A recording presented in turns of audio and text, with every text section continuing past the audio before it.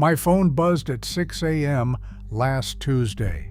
A buddy who runs the used lot across town wanted to know if I would grab a trade-in before it hit the auction block. It was a diesel he knew I would jump on. That's how it works now with the good ones. The bulletproof diesels, the engines built before emissions equipment choke the life out of them, are vanishing off lots faster than anything else I see roll through my bays. And the people who actually know what these things are worth are quietly buying every clean one they can find. After 25 years with my hands inside diesel engines, I can tell you exactly which ones to chase.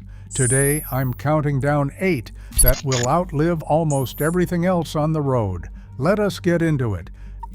Number 8, Volkswagen 1.9 TDI, engine code ALH. Most people don't even think of a Jetta as a diesel, and that's exactly why you can still find these cheap. The 1.9 TDI with the ALH engine code, built into the Jetta, Golf, and Beetle from 1998 through 2004, is the most overlooked bulletproof diesel in America.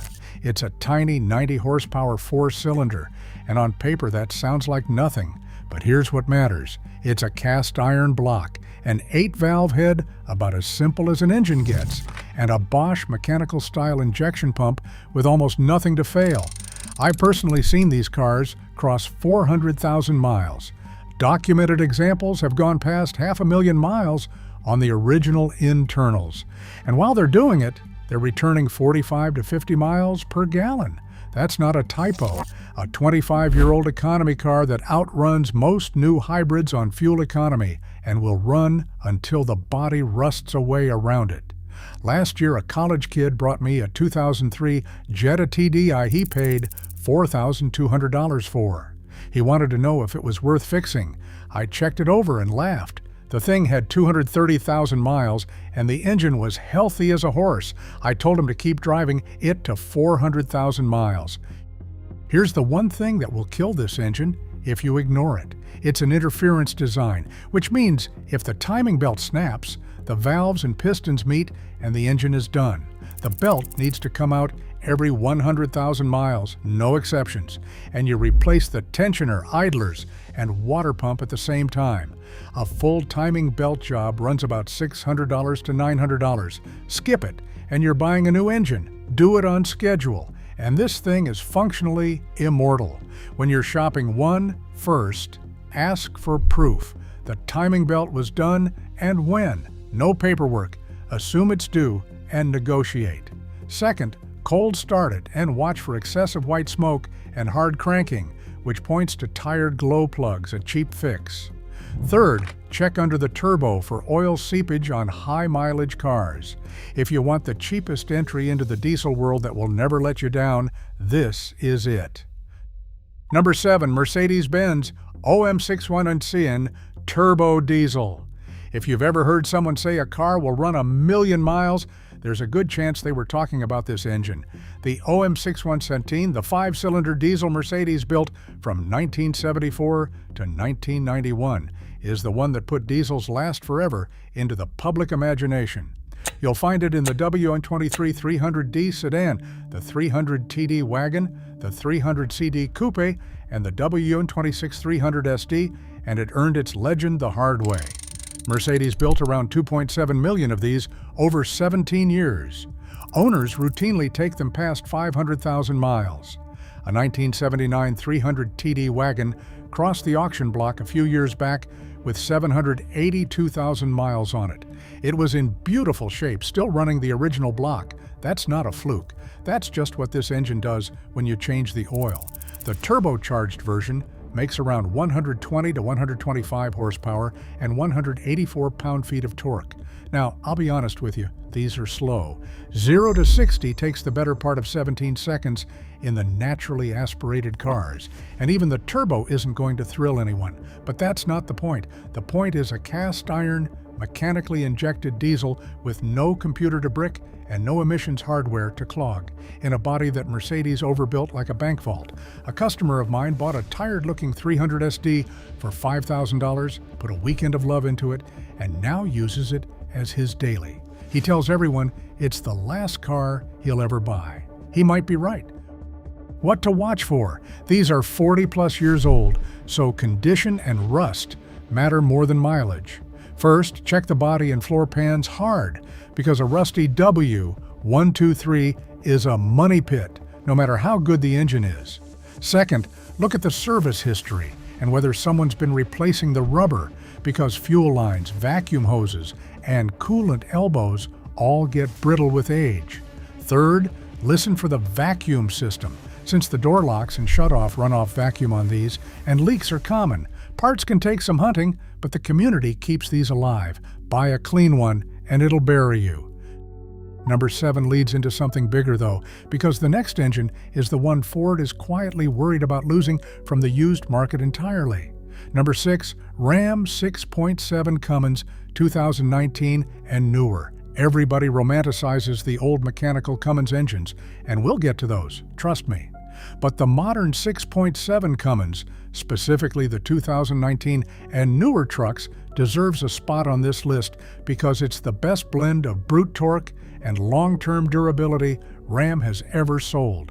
We're talking up to 1,075 pound-feet of torque from the high-output version, paired with an inline 6 that carries the same fundamental architecture that made Cummins a legend.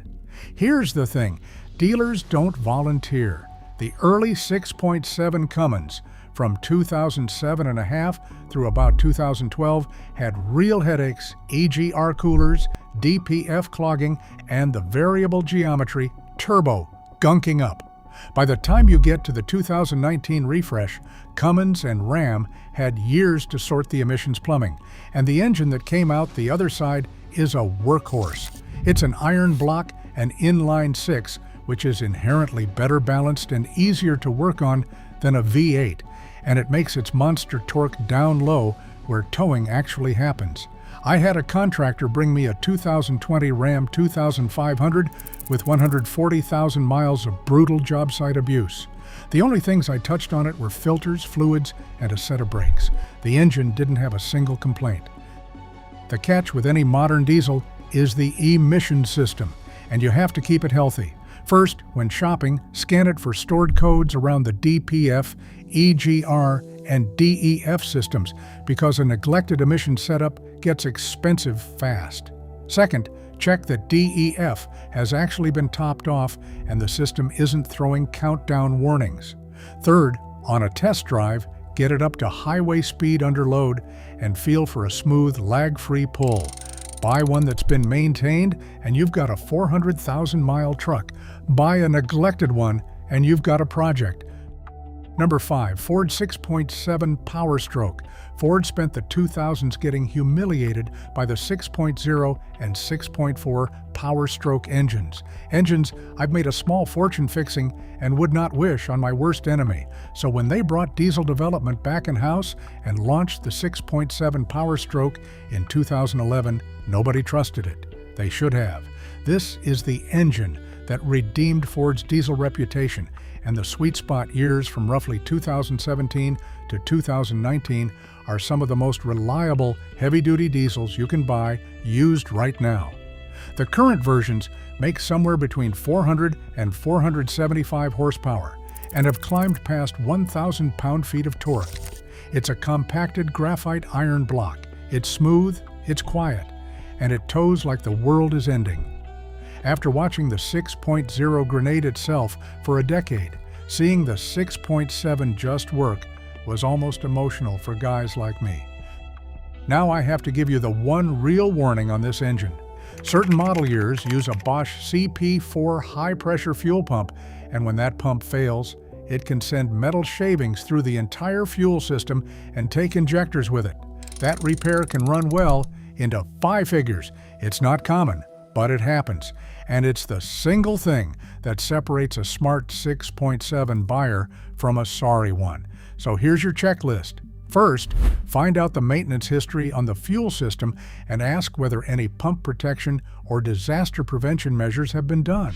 Second, pull fuel and oil samples, or at least get an inspection before you buy, because a clean fuel system is everything on this engine. Third, like any modern diesel, verify the emissions hardware is intact and not throwing codes. Get a good one, and it will run 250,000 miles without drama. If this kind of straight talk is saving you from a bad buy, do me a favor and hit subscribe. The next 3 engines are the ones I put my own money on, and number 1 is the diesel I tell everyone to find before they're all gone. Number 4, GM Duramax LBZ, 2006 to 2007. Ask 10 diesel mechanics which Duramax to buy, and most of them will say the same 2 letters, LBZ. Built for only about a year and a half, from mid-2006 through mid-2007, the 6.6-liter LBZ is widely considered the best Duramax GM ever made, and the prices are climbing because the people who know are scooping them up. The reason is timing. By 2006, GM had finally killed off the injector problems that plagued the early LB7 and the overheating headaches of the LLY. And the LBZ landed right before the really aggressive emissions equipment showed up on the next generation LMM. So you get the best of both worlds, a refined, sorted-out engine with minimal emissions strangulation. It made 360 horsepower and 650 pound-feet of torque from the factory, more than the 6.0 Power Stroke and the 5.9 Cummins of the same era, and it backed that up with a beefier block, stronger connecting rods, and a bulletproof Bosch CP3 injection pump running 26,000 pounds per square inch. Bolt it to the legendary Allison 6-speed automatic, and you have a drivetrain that'll go 300,000 miles standing on its head. I put a customer into an LBZ Silverado 4 years ago. He tows a 14,000-pound trailer for a living. Still on the original injectors, original turbo, original transmission. He calls it the best vehicle he's ever owned. 2 things to know before you buy. First, General Motors did not put a factory fuel lift pump on these, so adding an aftermarket lift pump is the smartest reliability move you can make to protect the injection system. Second, the aluminum pistons can crack if a previous owner cranked up the tuning, so on your test drive, be suspicious of any truck that's obviously been modified hard. A stock or lightly tuned LBZ is what you want. Find a clean one and don't overthink it. Number 3, Cummins 5.9 24 valve common rail, 2003 to 2007. Now we're into the Holy Grail territory. Within the diesel world, the 2003 through 2007 Dodge Ram with the 5.9 common rail Cummins is often called the perfect modern Cummins, and there is a real reason for that. This is the engine that took everything good about the old Cummins legend and added just enough modern refinement without any of the modern junk. Here's the history that matters. From late 1998 through 2002, the 5.9 used a Bosch Viv P44 injection pump, and that pump is a known weak point. When it goes, it is an expensive, frustrating fix. Then, in 2003, Cummins switched to a high-pressure common rail system with a Bosch CP3 pump, and that pump is essentially indestructible. CP3-equipped Cummins engines earned a reputation for excellent reliability that they still enjoy today. You get 305 to 325 horsepower and up to 610 pound-feet of torque, an engine that is about 10 decibels quieter than the screaming VP44 trucks, and an iron inline-6 that simply does not know how to die. I have a 2005 in my shop right now with 312,000 miles. Original engine, original CP3. The owner brings it in for fluids and filters and nothing else. When you shop one, here is where the knowledge pays off. First, stick to 2004 and later if you can, because 2003 was the first common rail year and had a few early teething issues that got sorted out the following year. Second, check the casting on the block and steer clear of the so-called 53 block that some of these engines wore, which is prone to cracking and leaking coolant. A quick look behind the driver's side area tells you what you have. Third, scrutinize the rest of the truck, because the engine will outlast the transmission, the wiring, and the suspension if they have been beaten. The engine is the easy part. The truck around it is what you are really inspecting. Number 2, Ford 7.3 Power Stroke from 1994 and a half to 2003. If the LBZ is the best Duramax, the 7.3 Power Stroke is the engine that made Ford diesel buyers fiercely loyal for a generation. Built from mid-1994 through mid-2003 by International Navistar, the 7.3 is the diesel old-timers point to when they say they don't make them like they used to. And the prices prove it. Clean ones now sell for more than the newer, fancier trucks that replaced them. This is a 7.3-liter V8 with a cast iron block and cast iron heads, running the HEUI injection system that uses engine oil pressure to fire the injectors. It's not the most powerful diesel ever, topping out around 275 horsepower and 525 pound-feet of torque in its best years. But power was never the 7.3's selling point. Longevity was. These engines routinely run 250,000 to 300,000 miles and keep going, and farmers, ranchers, and contractors swear by them because they just run. No DPF, no DEF, no emissions nonsense to clog. Just a low-stress, overbuilt workhorse. Here's what tells you everything about the 7.3. A rough, high-mileage work truck still brings $6,000 to $10,000. A clean crew cab 4x4 runs $18,000 to $25,000. And low-mileage, well-kept examples regularly cross $30,000, more than some newer trucks that depreciated like a rock. This is one of the only vehicles I know of that is worth real money 2 decades later, because the demand never died. When you're inspecting one, here's the pro list. First, the undervalve cover wiring harness is a known weak spot that causes weird running issues, so ask if it has been replaced and budget for it if not, because it is cheap insurance. Second, check the cam position sensor and the turbo pedestal O-rings, both common and both easy. Third, on the 2001 to 2003 trucks, know that they used a slightly weaker powdered metal connecting rod, which is totally fine at stock power, but a limiting factor if someone tried to build it for big horsepower, so be wary of a heavily modified late truck. Fourth, and this is the real tip, find one owned by an older guy who used it to tow a camper a few weekends a year. A garage-kept 7.3 with honest miles is basically an appreciating asset. Who should buy it? Anyone who values dead simple reliability over speed and refinement, and anyone who wants a truck that will still be worth money when they are done with it. Who should skip it?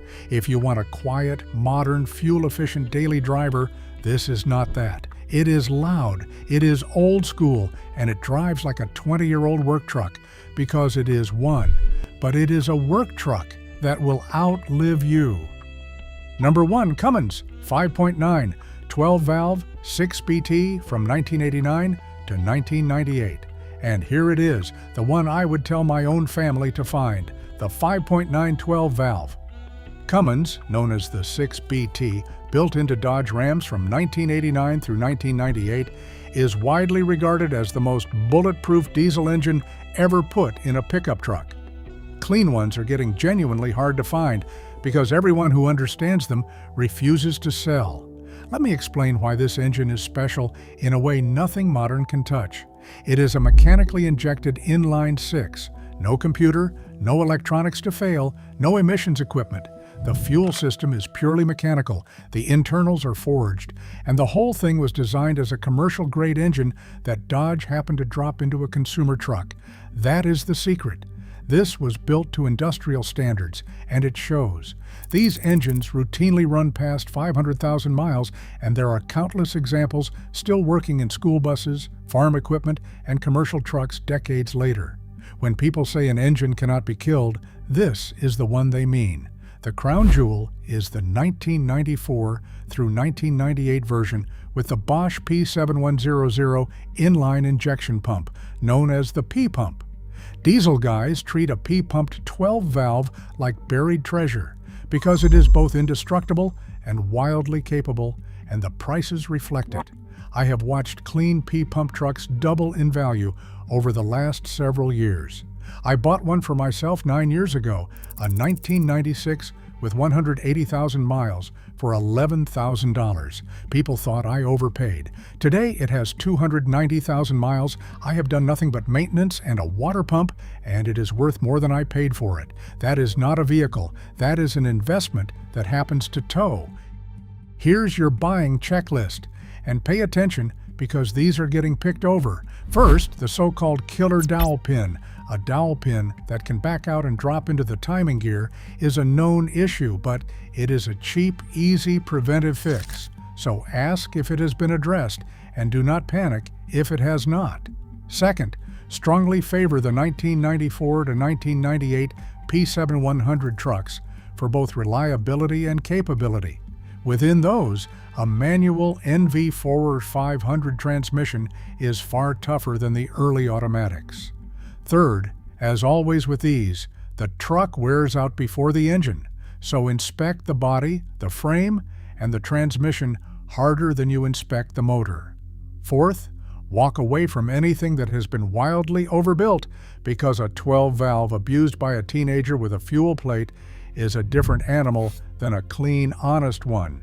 Who should buy it? Anyone who wants to own one vehicle for the rest of their life. Anyone who values simplicity, repairability, and an engine that will run when the grid goes down. Who should skip it? If you need creature comforts, quiet, and modern safety features, this old Ram will not deliver. It is loud, it is basic, and it drives like 1996. But if you want the single most bulletproof diesel ever sold to the public, find a clean 12-valve and never let it go. So there they are. 8 diesels that the market is slowly running out of. The VW 1.9 TDI that returns 50 miles per gallon and refuses to quit. The Mercedes OM 617 that treats 500,000 miles like a warm-up. The Duramax LBZ, the modern 6.7 Cummins and 6.7 Power Stroke that earned back their badges. The Common Rail 5.9, the legendary 7.3, and the unkillable 12-valve Cummins sitting at the top of the mountain. Every one of these gets harder to find every single month, and the people who know are buying them quietly. So next time you're standing on a lot and the salesman tries to steer you towards some emissions-choked lease return, you'll know exactly what to ask for instead. If you want to know which diesel engines I would tell you to run from, the ones I have made a living repairing because they break, I made a whole video on that, and it might save you $10,000. It's right here. That's 25 years of grease under my nails talking. Hit like if it helped, subscribe for more truth the dealers won't give you, and I'll see you in the next one. Take care of a good diesel, and it'll take care of you for life.